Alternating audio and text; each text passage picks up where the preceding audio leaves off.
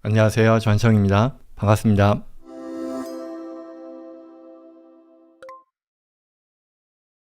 부동산 전문인이라는 컨셉인데요. 앞서 얘기한 것은요. 임대부동산 투자에서 서류상 손실을 내는 거였잖아요. 아까 1.2 밀리언이라고 하는 서류상 손실을 통해 나는 실제로 추가의 지출을 한 게 아니라 나는 투자 자산을 구입하는데 나의 돈을 썼을 뿐이고 다른 비용이 아닌데 서류상 나는 공제할 수 있는 비용 항목을 확보한 거잖아요. 그래서 이 손실을 다른 소득을 차감하는 데 활용함으로써 전체 소득세를 절세한 거잖아요. 이분이 밀리언의 돈을 벌었는데 이 서류상 손실을 통해서 그거를 과세소득을 0으로 만들었었잖아요. 그리고 추가로 20만 불이라고 하는 순손실을 만들어서 그걸 또한 나의 다른 렌탈 인컴을 줄이는 데도 썼잖아요. 근데 이게 가능하기 위해서는 이 사람이요 부동산 전문인이 되어야 한다라고 하는데 이에 대한 설명을 부탁드립니다라는 그런 질문으로 제가 각색한 거예요. 각색한 건데 실제 그렇습니다. 아까 1.2 밀리언이라고 하는 이 가속 상각을 활용한 이 서류상 손실이라고 하는 것이 있을 텐데 이걸 내가 벌어들인 기타 소득 1 밀리언이었었죠. 이분이 뭐 사업을 하건 근로소득이건 벌어들인 소득에서 줄이는데 쓸 수 있도록 하기 위해서는 조건이 필요하다. 뭐냐면 이렇게 혜택을 누리기 위해서는 온전히 혜택을 누리기 위해서는 부동산 전문 투자자가 되어야 한다라는 그런 조건이 필요한 거죠. 그래서 부동산 투자자가 되어야만 앞서 얘기한 나의 근로소득, 사업소득과 같은 그런 소득을 나의 부동산 투자에서 발생하는 서류상 손실, 감가상각을 활용한 서류상 손실을 써서 내가 줄이는데 활용할 수 있게 된다라는 건데요. 거기서 나오는 컨셉으로서 Real Estate Professional이라는 것이고요. 그게 아니면 안 돼요. 왜? 앞서 얘기한 1 밀리언은 액티브 인컴이고요. 그리고 부동산 투자와 관련해서 발생하는 손실은 패시브 로스라고 불러요. 그래서 액티브 액티비티, 패시브 액티비티는 서로 원래는 섞이지 못합니다. 따로따로 이어지는 거거든요. 그런데 예외가 있다는 거죠. 내가 그 손실을 일으키는 사람이 부동산 전문인이거나 또는 부동산 전문인과 결혼한 경우에만 이와 같은 액티브와 패시브의 경계가 허물어지고 같이 쓸 수 있게 된다는 그런 얘기거든요. 자, 그럼 이제 당연히 궁금한 것은 어떻게 하면 내가 리얼 에스테이트 프로페셔널이 될 수 있겠느냐의 조건일 거잖아요. 그래서 그 부분을 간단히 보면 부동산 전문인? 그러면 나 부동산 에이전트 되면 되는 건가? 아니면 뭐 부동산 뭐지? 궁금한데요. 세법이 정의하는 것은요. 부동산 에이전트를 얘기하는 게 아니고요. 어떻게 구분을 하느냐면 50% 룰 또는 750시간 룰이라는 게 있습니다. 두 개를 충족시키면 되는데요. 뭐냐면 첫 번째로 50% 룰이라고 하는 것은 내가 경제활동을 하잖아요. 소득을 얻고자 하는 여러 가지 그런 근로활동, 사업활동 이런 경제활동을 하는 데 있어서 부동산과 관련된 비중이 Real Estate Trade or Business에 내가 materially participate 하는 시간이 전체 1년치의 경제활동에 들어가는 시간 중에 50% 이상이어야 한다라는 것이고요. 그게 첫 번째고요. 그리고 그와 같은 행위의 절대 시간이 750시간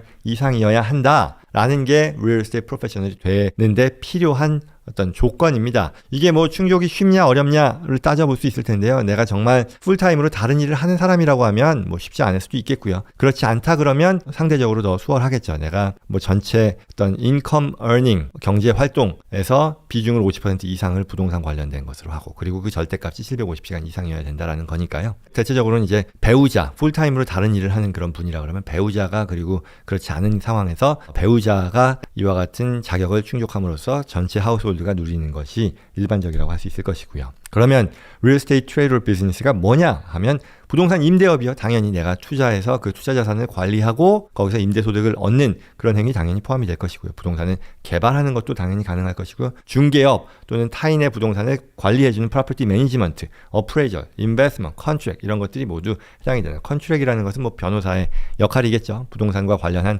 거래, 계약서를 꾸민다거나 관련된 일을 하는 것도 포함이 된다라는 겁니다. 그리고 material participation이라는 것은 뭐 이 자리에서 다 얘기하기는 좀 어렵겠습니다만 어쨌거나 material이라고 하는 것, 중대한 수준으로 그냥 합의나 어떤 캐주얼한 participation이 아니라 내가 액티브하고 좀 중대한 participate 하는 것을 말합니다. 그래서 이를 위해 테스트하는 것이 보통 7 테스트라고 하는데요. 프랙티컬하게는 내가 어떤 그 부동산 관련 활동에 500시간 이상을 투입한다라고 하면 material participation을 충족한다라고 하고요.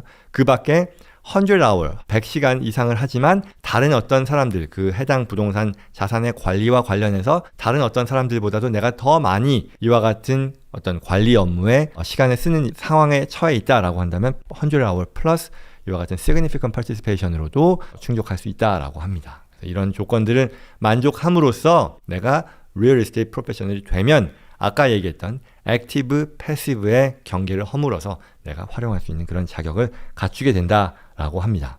여기서요, 앞서 좀 재미있는 그 사례로서 제가 예전 영상에 다루었던 걸 좀 말씀을 드리자면 이제 트럼프 대통령과 관련된 거예요. 우리가 트럼프 대통령이 유명했죠. 전 대통령이 모든 이 미국의 역사상 대통령 또는 대통령 후보자들은 그들의 세무신고서를 공개하는 게 하나의 관행이었었는데 이거를 트럼프 전 대통령은 안 했단 말이에요. 게다가 루머로서 나왔던 게 트럼프 전 대통령은 돈을 어마어마하게 버는 대통령 이전에 이미 굉장히 어마어마하게 성공한 부동산 사업가였잖아요. 부동산뿐만 아니라 뭐 셀럽이었었죠. 뭐 방송 활동을 통해서도 거부를 일구었고. 그래서 그런 상황에서도 세금을 하나도 안 냈다더라 라고 하는 그런 루머들이 있었어요. 그리고 그에 대해서 사람들이 다 궁금해하는 상황에서 이에 대해 최종적으로는 작년이었었죠. 작년에 이 트럼프 전 대통령의 세금 신고서가 공개됐어요. 그래서 이제 저와 같은 세법을 전문으로 하는 사람들은 아마도 이러한 방법으로 절세를 했을 것이다 또는 세금을 안 내는 그런 상황을 만들었을 것이다 라고 예상한 게 있었고요. 그리고 그와 같은 그 방식으로 했다라는 것을 세금지 보고서의 공개를 통해 확인할 수 있었던 거죠. 그러니 다른 사람들은 뭐 이게 진짜 설마 그랬을까? 진짜 그랬단 말이야 라고 했다면 이게 저의 경우는 이러한 방법으로 했겠거니라는 예상을 했는데 그걸 확인하는 그런 기회가 됐었다라는 것이고요. 결국 취지는요. 앞서 얘기했던 부동산 전문인으로서 이와 같은 서류상 손실을 일으켜서 기타 소득을 줄이는데 활용했다라는 그런 컨셉입니다. 그러니 이게 정말 유명한 거부들만의 방식이 아니라 이 모든 방식은 그 자체로서는 100% 합법이거든요. 그러니 그에 대한 가치평가를 얘기하는 것이 아니라 이와 같은 절세 플래닝이라는 것은 거부들에게만 적용되는 것이 아니라 충분히 그렇지 않은 상황에서도 우리가 활용할 수 있는 방안이다라는 것을 확인한 것이고요. 그리고 트럼프 전 대통령이 항상 얘기했었던 것이 큰 빚을 일으켜서 그걸 더 큰 부를 만드는데 활용한다라는 그런 아이디어를 늘 강조했던 사람인데 그 컨셉이 여기에 적용이 됐던 거죠. 굉장한 레버리지를 통해서 굉장한 규모의 서류상 손실을 일으켜서 그걸 offset했다라는 거죠. 그런데 여기서 그냥 하나를 더 추가로 사족을 붙인다면 이분이 부동산 개발업자로서 활동하던 그 시기에는 이게 말이 되었지만